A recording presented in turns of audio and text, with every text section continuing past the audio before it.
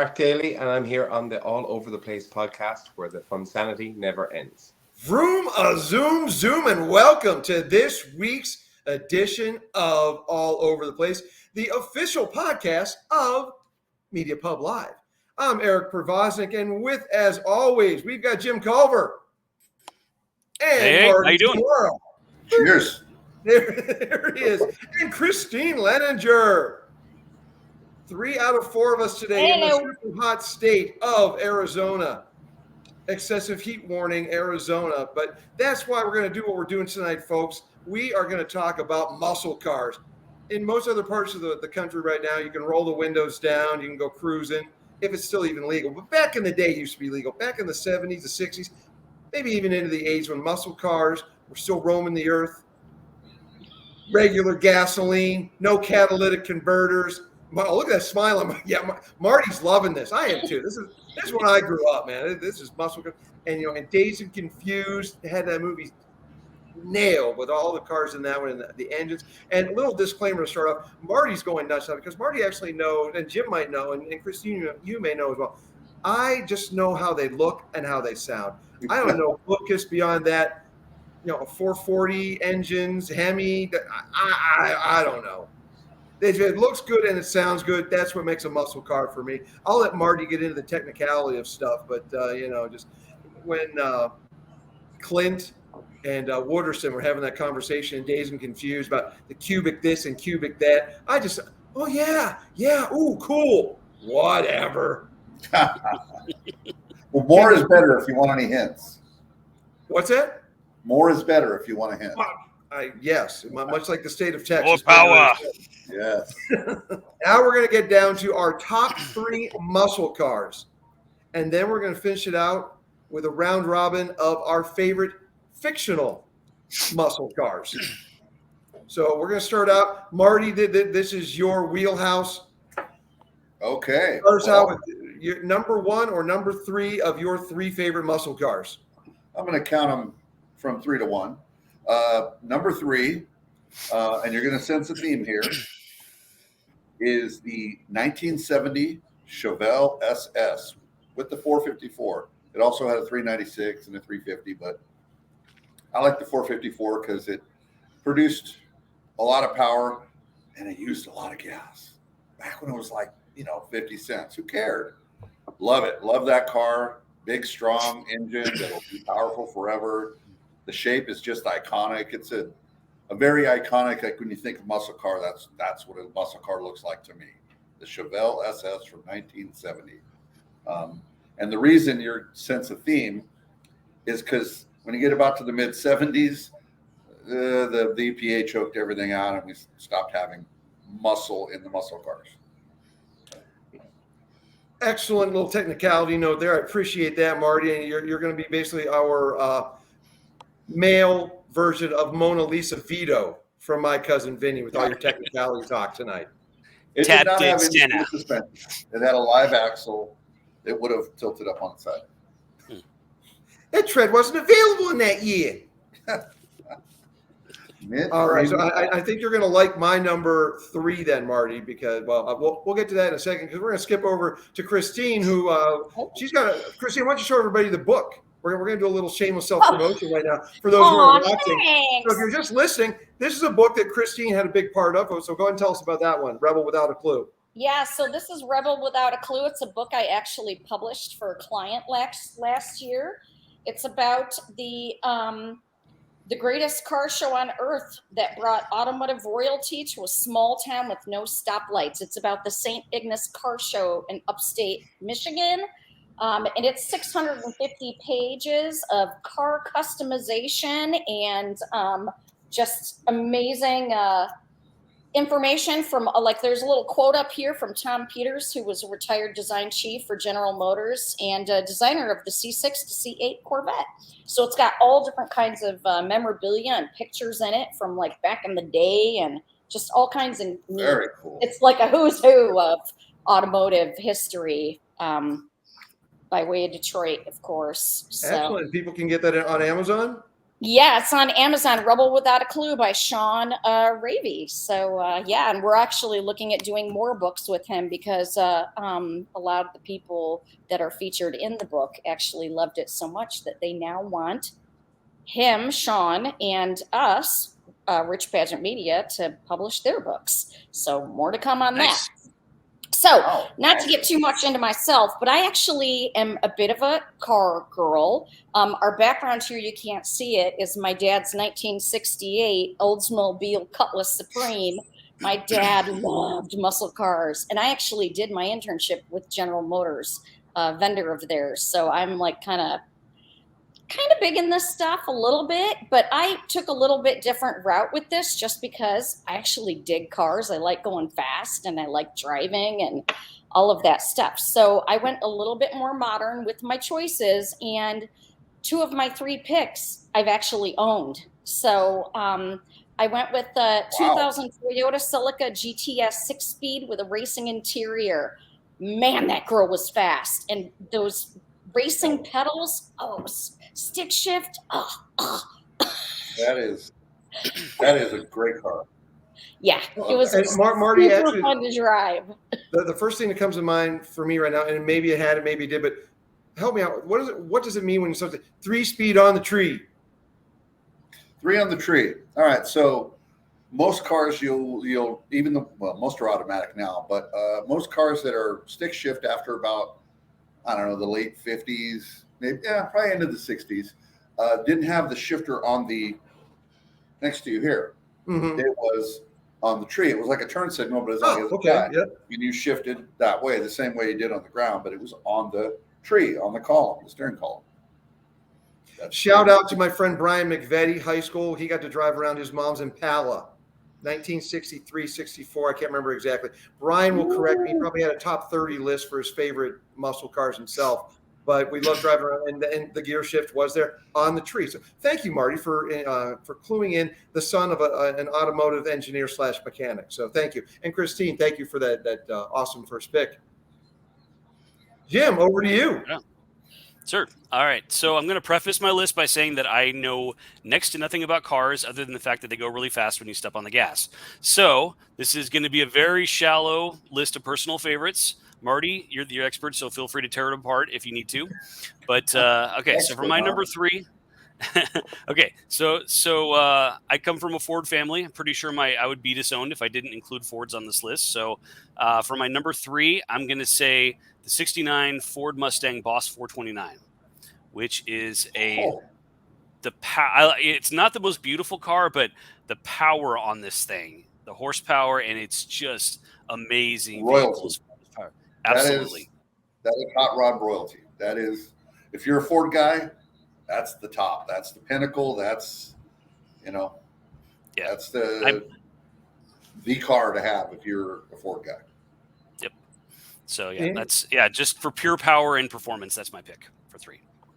Cannot go wrong with a Mustang. Although, do I have one on my list? Well, yes, we'll get to that in a second. I also, I'm a Ford man now for different reasons, but I grew up in a GM family. My dad worked for General Motors, Packard Electric out in Ohio. So I grew up a Chevy family. However, growing up, and this is going to come in at my number 3. And actually, I'm changing gears on you, Marty. I'm going to bump things around here. My number 3, I'm going to make a car that my dad had, and it was the last. He can correct me if I'm wrong, but I recall this one, the 1970 Plymouth Duster, being the last muscle car that we had. And I was born, was okay. Just one little kid riding around. 1972, when my brother Michael came along, well, that's when we had to start getting sensible cars. So the pea green 1970 Plymouth Duster was the last muscle car in the Provozic family until I picked up a 2016 Mustang, only a V6, but like Jim said, you press the gas down, it goes fast when it needs to. It's not a 5.0, still gets the job done. But my number 3 pick for muscle cars in that glorious decade of the 70s started off with the 1970 Plymouth Duster.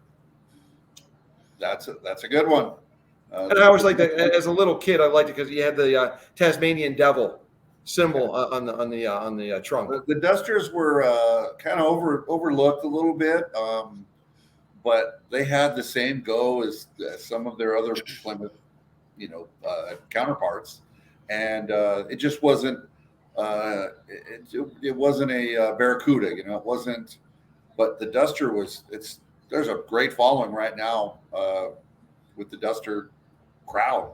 You'll find big car shows. They got benign around mid 70s where they just turned it into a crappy family car, but in those early 70s they were good. Dodge has already brought back the Challenger and the Charger retrofitting. They're still teasing us on the Barracuda. I would love to see them bring a Duster back as well.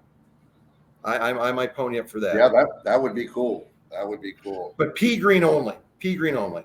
to honor our car from 1970. But Marty, we're going to circle it back to you now for your number 2. Circle back. We're going to circle back. Circle in the square we have here. All right. So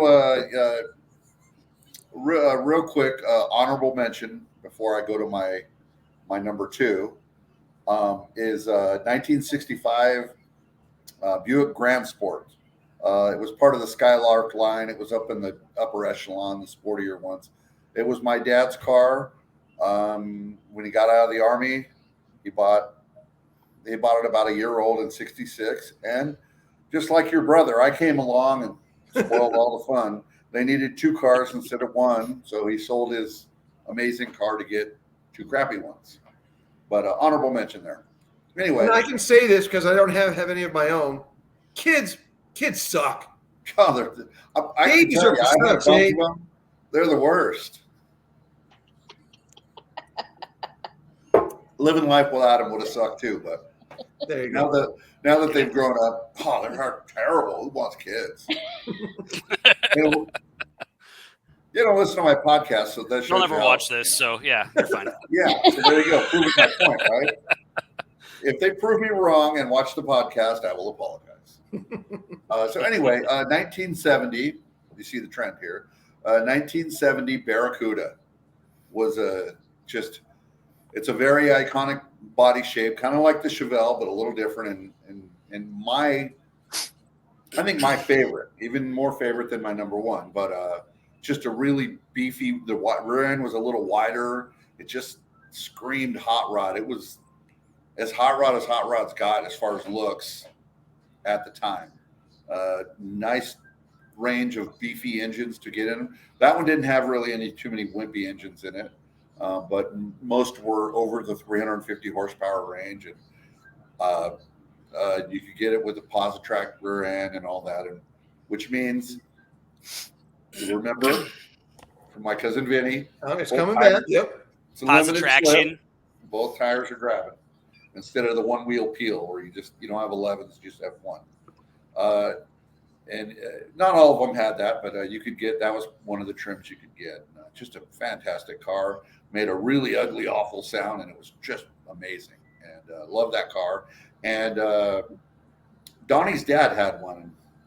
It was mom. I remember seeing. Yes, I remember when he brought that into work. Yes, his mom had one. That should have had Donnie on. Anyway, there's my number 2. That's your number 2. And had I known your theme here ahead of time, Marty, instead of wearing my Cheap Trick shirt, and as you can see, folks, we've got Foghat is up top there, little Foghat Live, and over here we've got Aerosmith and Jay Giles Band. I went with the music theme for all the muscle cars, cranking that shit in the 70s. That's what I'm going with tonight. But had I known, I would have worn my vintage 1970 shirt because, well, I'm a little partial to that year. Not too shabby a year for human beings or babies who didn't wreck being able to have muscle cars and muscle cars themselves. So there's your claim. There it is. So, and hopefully the dogs have stopped barking and Christine can unmute herself as we go to her number 2. Okay. Well, my number 2 selection is actually my current car. And Eric knows how much we love when you hit that button and she goes, boom. This is true. Although I will say this. Girl. The Alfa Romeo. What year is the Alfa? It's a 2016 Alfa Romeo Giulia, and she is fast. It is a Giulia Giulia. The Giulia Giulia is awesome, but we tried to do a peel out, I tried to do a peel out with it the other day with Christine's permission, but Land Posse, it does not. You need to turn off the traction control. It may not have that option, but if you don't turn off the traction control, it'll just make you stick to the ground. Huh. The idea is it makes it safer and better for people to drive if you can't break the wheels loose and get all out of control. Is this where I'm supposed to throw the chair to the side and storm off because I didn't know that? Yeah, I don't even know. Possibly. Some cars Possibly. let you shut it off. Some cars don't let you shut it off. Well, But see, now that we know. car most certainly will smoke the rear tires off the back of that car. You could And buy for it. only a V4, right? Like for a V4. What? That's only a V4? Yeah, it's only a V4, but it's like 280 horsepower. Yeah, it's a quick car. It's Yeah. it's got all the, it's got all the modern whatcha-who's. It's how to make power out of Yeah. a very small engine. Didn't used to be able to do that. At least not here in America, but that's for another subject.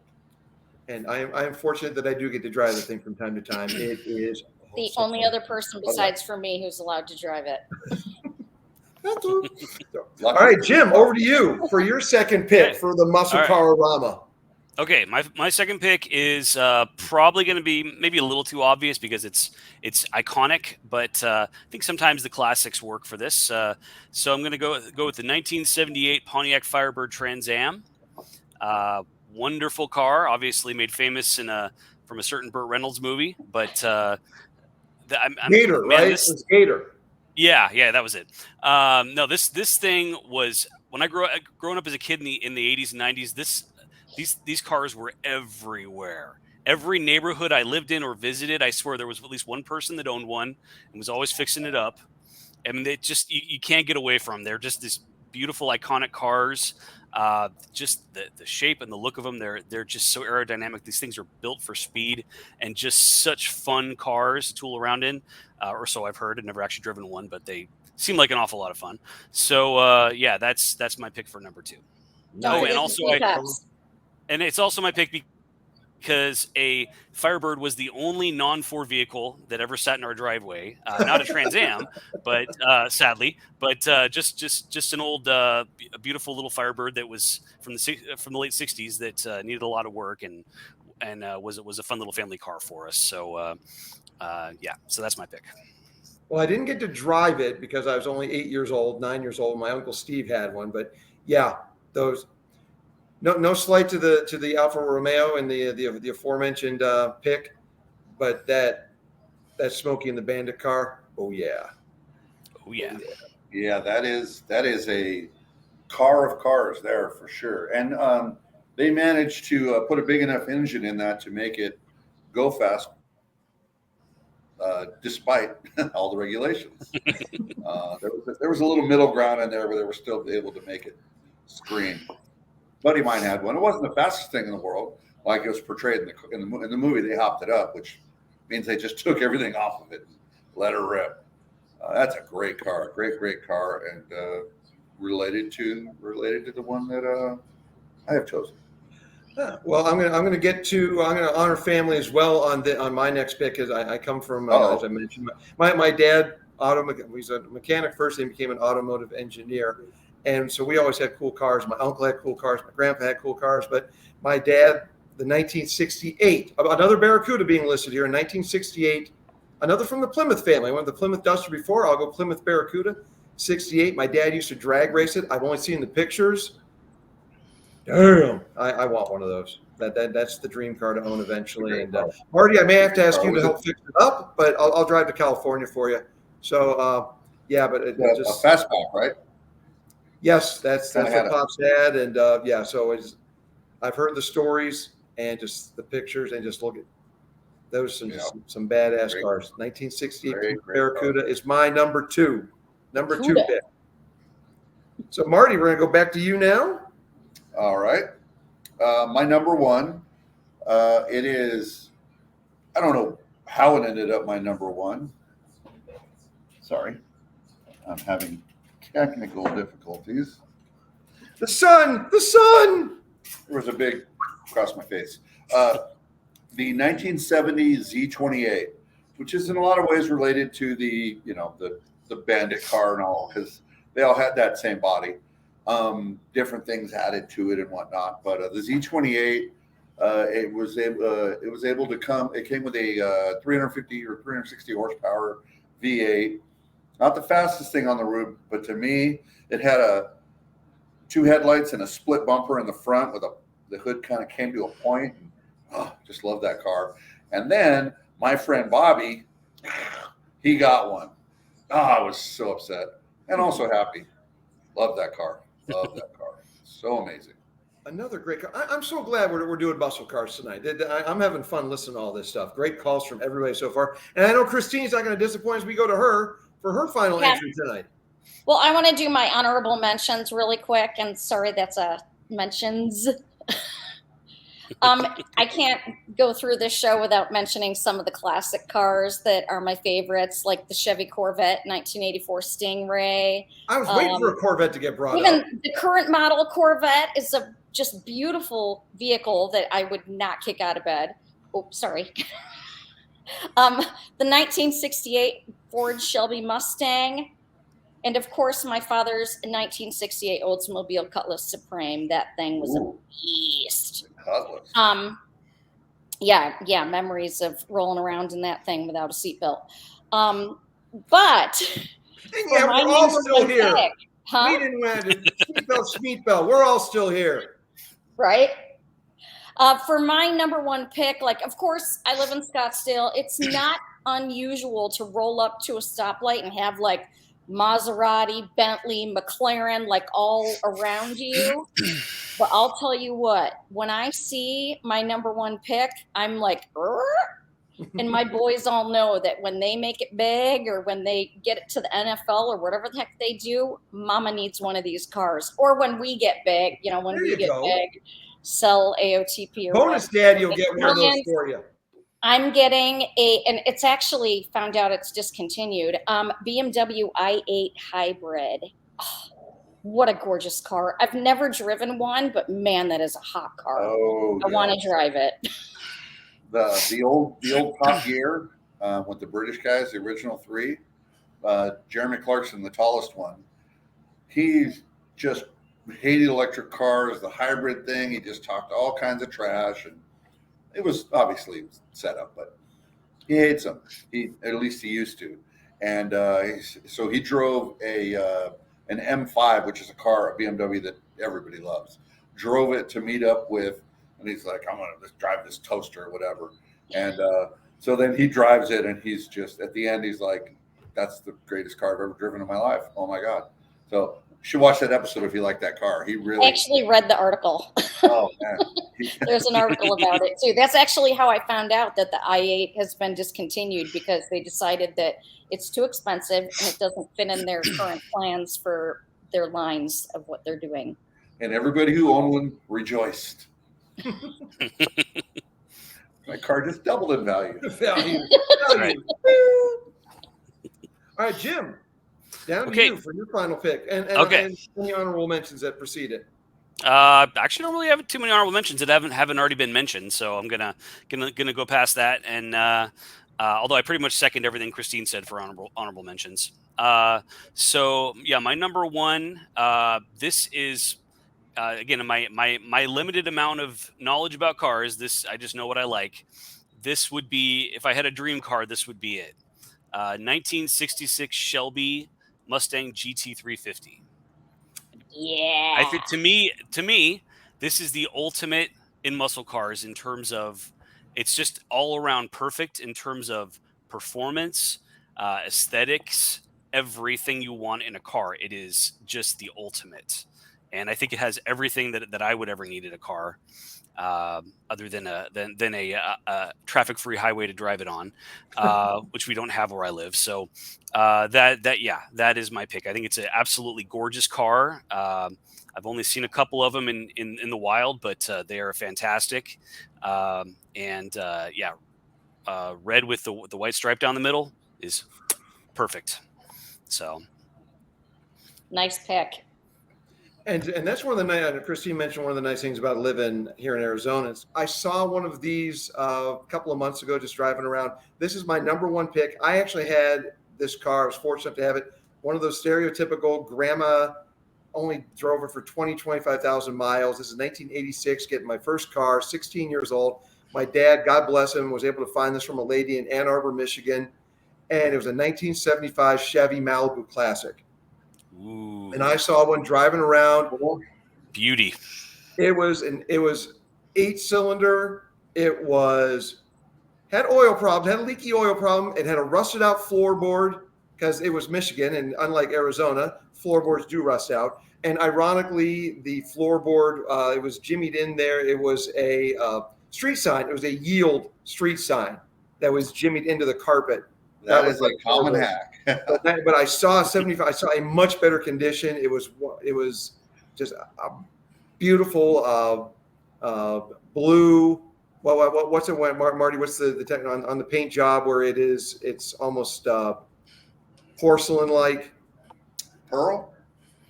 Oh man! I don't think they had pearl back then.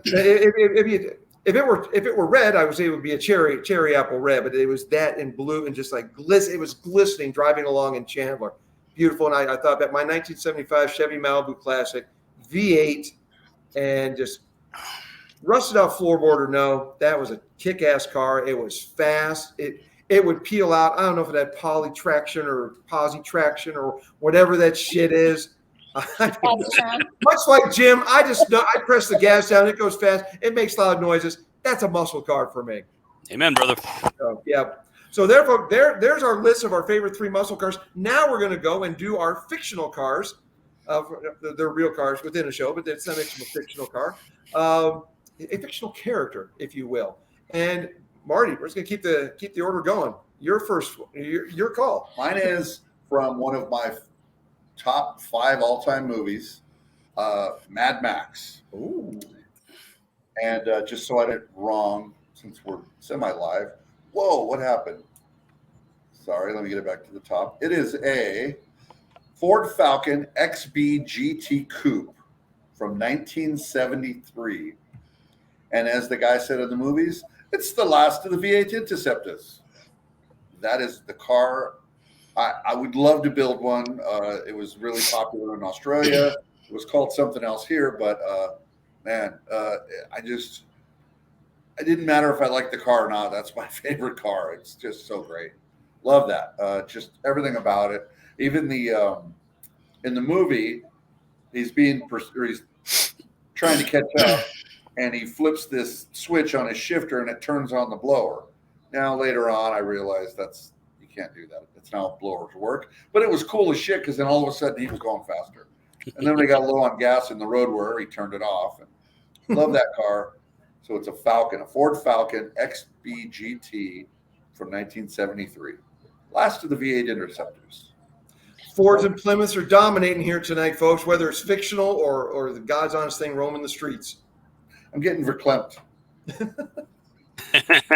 Christine, what is your fictional car? Okay, well, I have to give a quick shout out to James Bond's Aston Martin and the Scooby-Doo Crew's Mystery Machine. Oh, yeah. But my favorite fictional vehicle has got to be Little Red Corvette. Oh, that's good. Honey, you've got to move fast. That is awesome. That's Got right. Awesome. My Prince, of course. Thank you so much. Should have known by the way she parked it sideways Wonderful. that it wouldn't last. That is a great pull. All right. Did not envision a song coming out of any of us tonight, but like it. Like I it a didn't know lot. it was loud, but man, that was a great one. And it wasn't me. So anyway, I will mention a band when I get to mine. But for now, Jim, you're up with your fictional car. Okay, my pick is from a show called Supernatural. I don't know if you'll watch it, but it's about 2 brothers from Texas that drive around the country and hunt down monsters. Great show, especially the first few seasons. So they drive around the country in their father's 1967 black Impala, which is Beautiful. absolutely beautiful, sexy car. And it's almost like a character on the show because it's in every episode, and I think it's eventually revealed it has a soul of its own. But that's whole nother story. The universe building on that show is something else. But yeah, absolutely gorgeous car. Maybe the most beautiful car on a TV show since Knight Rider, and just absolutely fantastic car. So that is my pick. That is great. That is great. Cool. My wife watches, or I think she's gone through it twice now, but she pointed out the car right away. She's like, come here, look at this car. That's the show where the guy goes, hey, Steve. He's got a real ridiculous voice, real deep. Is that the one? There's two brothers. Yeah. Yeah. I don't remember the guy with the voice, but yeah, it is. Yeah, it's about the two brothers. Next time you see it, you won't be able to avoid it. You go, oh crap, that's what he was talking about. I'll keep that in mind. She pointed out, she's like, come look at this car. And I didn't think much of it. Wow. Yes, that car's amazing. Great pull. For sure. Another Impala. I love this show. Muscle cars. Can't beat them. And now we're to my fictional cars. I didn't have any honorable mentions in the real stuff, but I do have two quick honorable mentions for the fictional cars. Going to go with the 1958 Plymouth Red Fury Christine. Love the book, love the movie, love the girl next to me. There we go. I did point in the right direction this time. She's not possessed like the car, at least not that I've noticed yet. So you're welcome. So that's my number one honorable mention. Number two, one of my favorite shows as a kid, Starsky and Hutch, the 1976 Gran Torino, red with that white. That was a badass car. That's muscle. And I'm Marty. I had the 1975, a mid-70s muscle car. Also another good mid-70s muscle car there from the guys on Starsky and Hutch. But my number one, I inadvertently started saying it earlier as an honorable mention, but Steve McQueen's car, the 1968 dull green Mustang GT in the movie Bullet. And as the drive-by truckers sang, that car had 6 hubcaps. You know what I mean. As he drove around the streets of San Francisco, hubcaps flying off left and right. There were 6 hubcaps that came off that car. Physically impossible, but damn it, the movie, the magic of movies. 6 hubcaps. 68 Mustang GT. That might be the most famous one. Also, fun fact: in one scene, he downshifts 18 times in that car, and how many cars can you do that in, right? He is Steve Mother Flippin' McQueen, baddest mother trucker that you ever seen. Amen to that. Heck yeah. Pardon the language here, folks, but I'm going to drive by trucker it again. He fucked Faye Dunaway and he fucked Alan McGraw. He was Steve McQueen driving that Bullet. So, all right. We end on a potty mouth note from me, the Catholic again, just getting a little naughty here on the show. But oh boy, so sorry. So, but thanks, folks, as always, for listening to All Over the Place. This week's episode: muscle cars, fictional, real life, all that good stuff. Jim, Marty, Christine, thanks as always for making this show kick ass left and right, up and down on our little squares here throughout. For those watching, take care, folks. Cheers. All